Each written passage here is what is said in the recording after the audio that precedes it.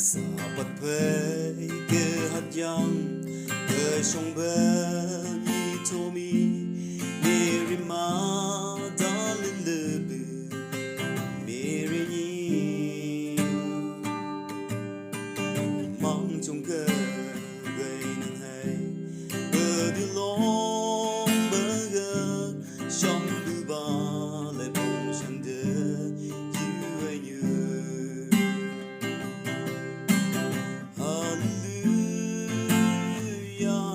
trong đôi ba vì nhẹ Jesus Christ ta xin yang lệ được kia trên này mang xin suy ô bất tang đời kia Hallelujah xin ha mi nơi nhẹ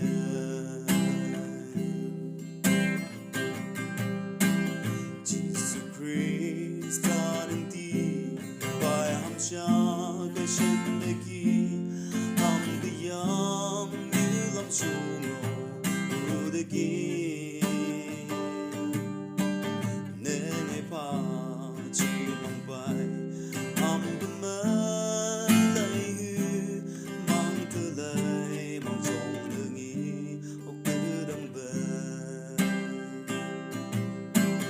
Hallelujah trong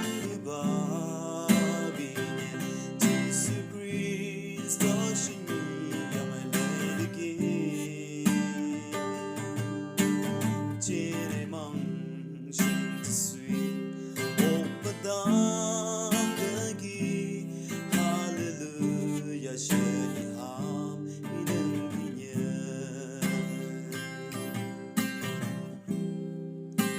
Jesus, we burn balling on, don't take it, come to you, die to arm, bring the long you, baby, Charlie Bird.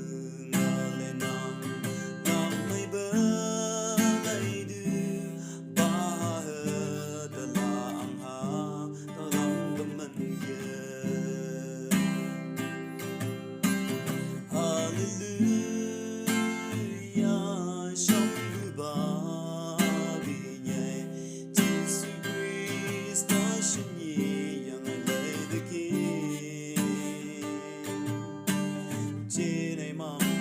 chân suy ô bất đá